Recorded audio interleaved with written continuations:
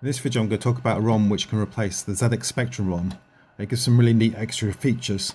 So this is a standard Spectrum ROM, and as I type things out, the keywords come up as one button press to display a keyword. But if I select the alternate ROM, this is called the Gosh Wonderful ROM,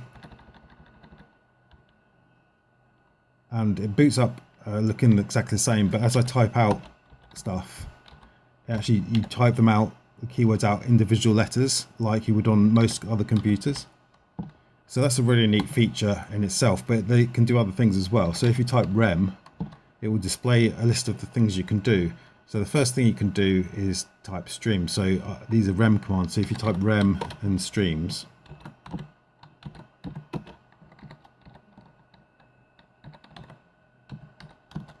it actually displays a summary screen. So in the top right hand corner, it shows you how much memory is free, which is really neat to be able to do that, because you couldn't do that on the Spectrum really before. And on the left hand side, it displays the streams which are actually currently mapped in use. And if I type rem again, so the other two things you can do is you can use a rem command to delete a range of line numbers in the basic program, or you can use a rem command to renumber the line numbers in a basic command. But there's one extra thing it can really do, which is really neat, is if I load up a game,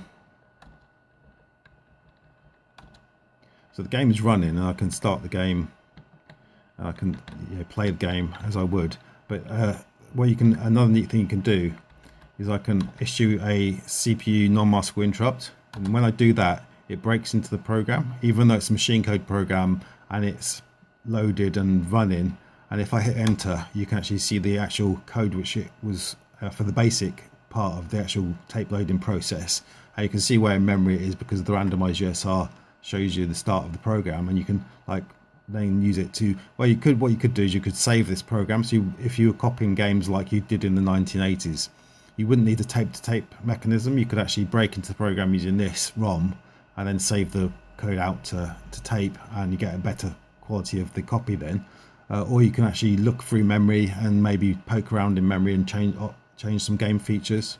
But that's a really, really neat feature which I would have loved to have had back in the 1980s. And there is another ROM which is available, and that's called Looking Glass ROM. And it's basically pretty much the same in that if you type out commands, then you type them out individually. And if you type rem, you get the list of things you can do, but this one can do slightly different things. So if you type remk,